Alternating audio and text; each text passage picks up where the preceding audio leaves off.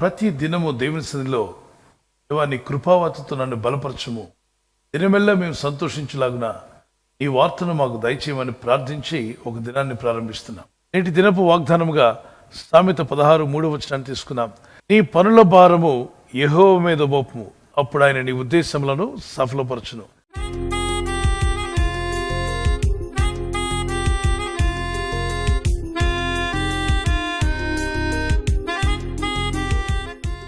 మన యొక్క పనుల భారము దేవుని మీద మోపినప్పుడు ఆయన మన ఉద్దేశాలను సఫలపరుస్తాడు. మనిషి అన్నాక అనేక ఉద్దేశాలు కలిగి ఉంటాం. ఈ భూమి మీద జీవిస్తున్న ప్రతి వ్యక్తికి ఉదయం మొదలుకొని రాత్రి పడుకునేంత వరకు అనేక ఆలోచనలు, తలంపులు, ఉద్దేశాలు కలిగి ఉంటారు. ఈ ఉద్దేశాలు ఫలిస్తే మనిషి తప్పనిసరిగా పైకి వస్తాడు. అయితే మనిషి హృదయంలో కలిగే ఆలోచనలు, ఉద్దేశాలు సఫలం కావాలంటే మానవ ప్రయత్నంతో పాటు దైవ సహాయం కూడా కావాలి. దైవ సహాయం కూడా ఉన్నప్పుడే మన ఉద్దేశాలు సఫలం అవుతాయి. కొన్ని మార్లు మనం అనుకుంటాం ఇది జరిగితే బాగుండని, తీరా అక్కడికి వెళ్ళేసరికి అది జరగలేదనుకోండి నిరుత్సాహపడుతూ ఉంటాం. అది ఫలించకపోయినప్పుడు నా తలరాతేమో, నా కర్మ అనుకుంటూ వారి జీవితంలో కొంతమంది నిరాశపడుతూ ఉంటారు, నిస్పృహకు గురవుతుంటారు. ఎంతో ఆశపడి ప్రయత్నం చేసినా ఫలించకపోయేసరికి నిస్పృహకు గురి అయి నా తలరాతేమో, నా కర్మ, ఎందుకు నాకు ఇలా జరుగుతుంది అనుకుంటూ తలగొట్టుకునేవారు ఉంటారు. నా ప్రయత్నం అంతా చేశాను, నా సాయశక్తిలో పోరాడాను, ఎందుకు నా ఉద్దేశాలు సఫలం కావట్లేదు, ఇంత ప్రయత్నించిన చివరి క్షణంలో ఎందుకు ఈ పని ఆగిపోయింది అనుకుంటూ బాధపడి కృంగిపోతూ ఉంటారు. కానీ వాక్య లేఖనం మాట్లాడుతుంది, కృంగిపోవద్దు, వేదన పడద్దు, నిరుత్సాహపడవద్దు, దేవుడైన ప్రభునందు విశ్వాసం ఉంచు. సృష్టిని చేసిన సృష్టికర్త అయిన దేవుడు నీ ఉద్దేశాలను సఫలపరచగల శక్తిమంతుడు. మన జీవితాల్లో కొన్నిసార్లు మనం చేసిన పాపాలు కూడా మన పనులను అడ్డుకుంటాయి. గతంలో మనం చేసిన పాపాలు కూడా నేడు చేస్తున్న పనులకు అడ్డుగా రావచ్చు. నీ పాపం నిన్ను తరుముతుంది అని రాయబడింది.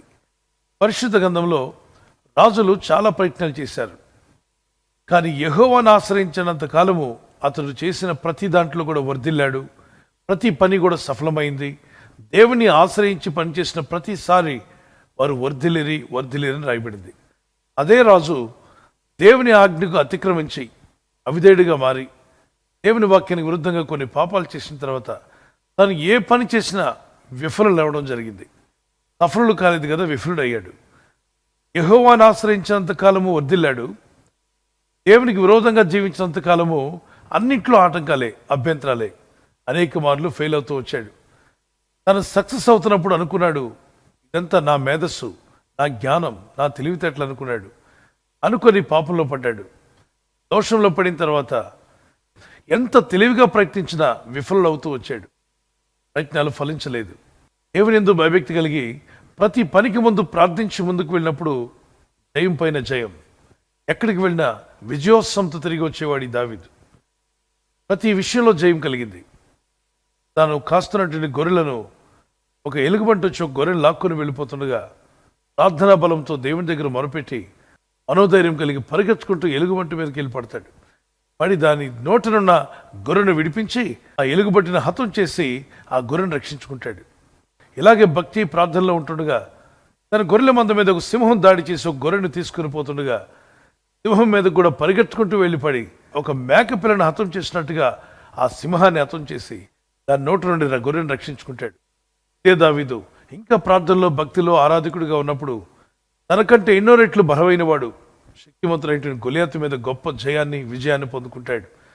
అన్ని విజయాలే, ఎందుకంటే ప్రార్థనతో పనిని ప్రారంభించాడు. ఏ పనికి వెళ్తున్నా ముందు ప్రార్థించేవాడు, దేవుణ్ణి ఆరాధించకుండా ఏ పని చేసేవాడు కాదు. కానీ ఇదే వ్యక్తి కొన్నాళ్లకు భక్తిని విడిచి సాయంకాలం ప్రార్థించకుండా, వాక్య ధ్యానం చేయకుండా దిక్కులు చూడడానికి భవనం ఎక్కుతాడు. ఒక మేడగది మీదకి వెళ్ళి పైనుండి కిందకు తప్పుడు చూపులు చూస్తాడు. తన చూపు ద్వారా పట్టబడతాడు. చీకటి శక్తులు అతన్ని వెంటాడతాయి. ఎప్పుడైతే ప్రార్థనాజ్ఞ ఆరిపోయిందో, వాక్య ధ్యానం తొలగిపోయిందో, లోక ధ్యానం ఎక్కువ అయిపోయింది. పాపపు ఆలోచనలు తనను పట్టి పీడించాయి.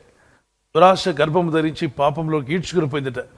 ప్రతి ప్రయత్నంలో ఫలించే నేను ఎందుకు ప్రతి విషయంలో ఓడిపోతున్నాను, ఎందుకు ఓటమి నన్ను వెంటాడుతుంది తెలుసుకోవాలని దేవుని సన్నిధిలో కూర్చున్నాడు.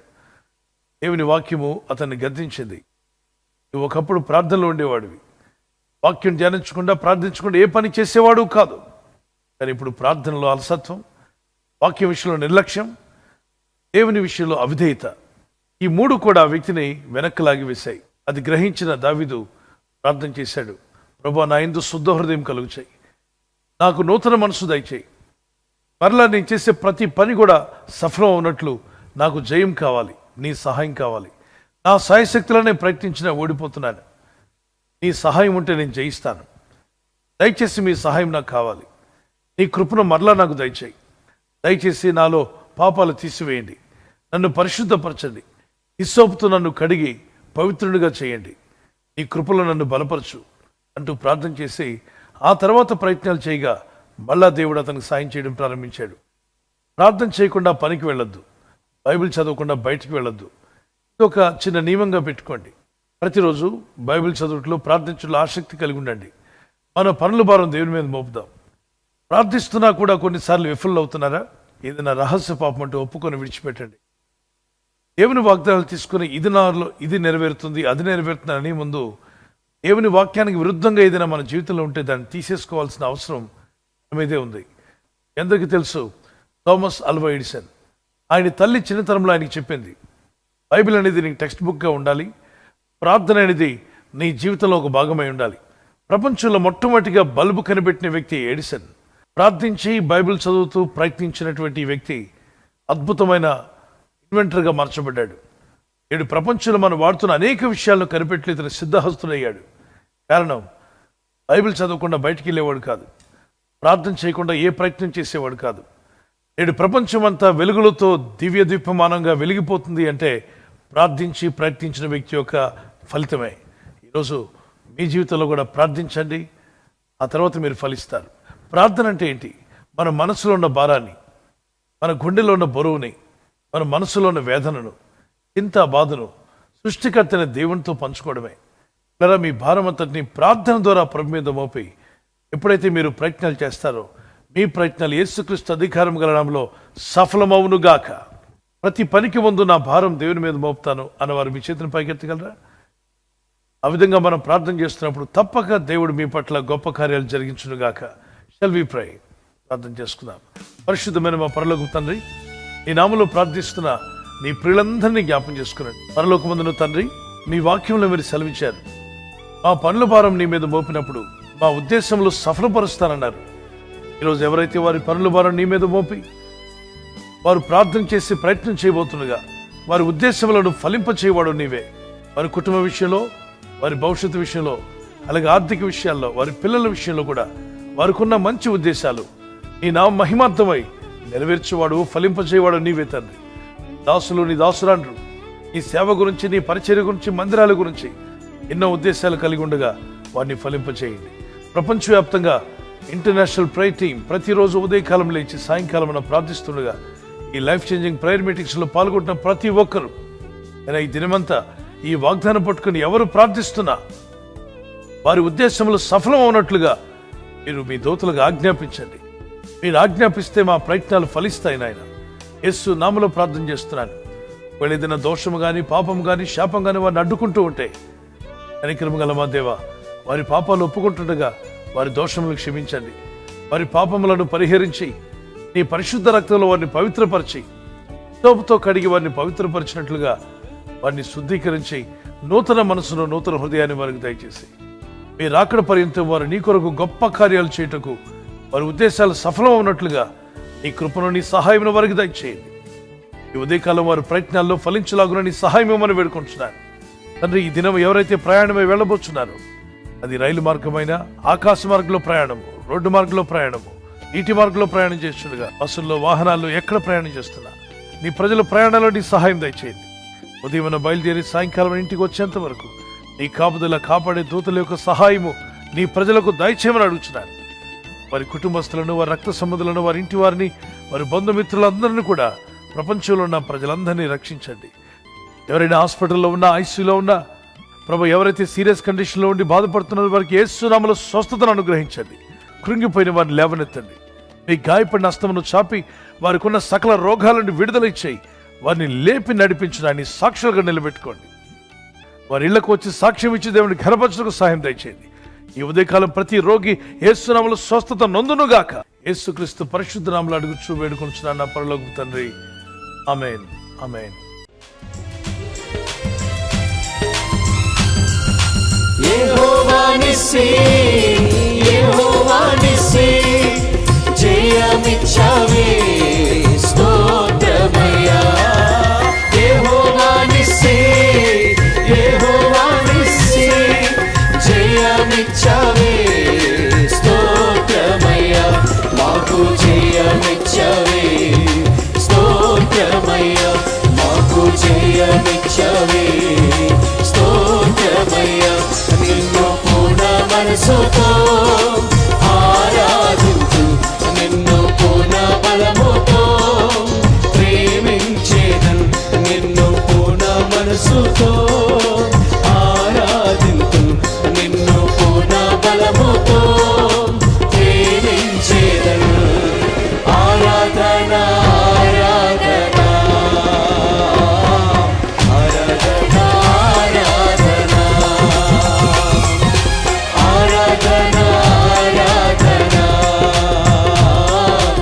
ఆరాధన ఆరాధన.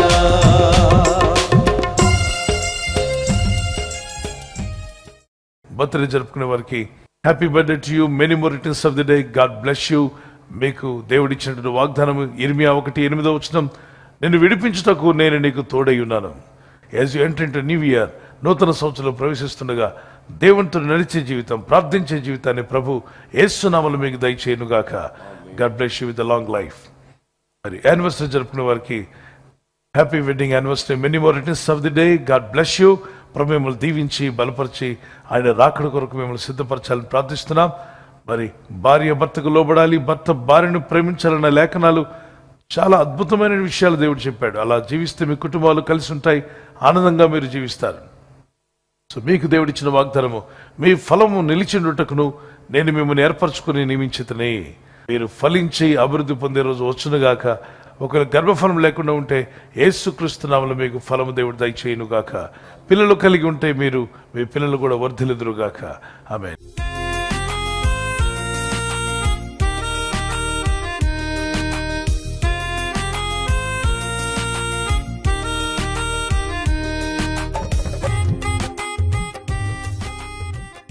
ఈ ఛానల్ ను మీరు సబ్స్క్రైబ్ చేసుకోవడం వలన 2 పనులు జరుగుతున్నాయి.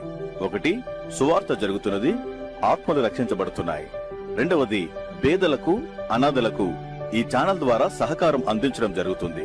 మనం సబ్స్క్రైబ్ చేసుకోవడం వలన అందరికీ సహాయం చేసిన వారమవుతున్నాం. ఖచ్చితంగా ఈ యూట్యూబ్ ఛానల్ ను సబ్స్క్రైబ్ చేసుకొని బెల్ బటన్ ను క్లిక్ చేయండి. మీకు వెంటనే మెసేజెస్ పంపబడతాయి.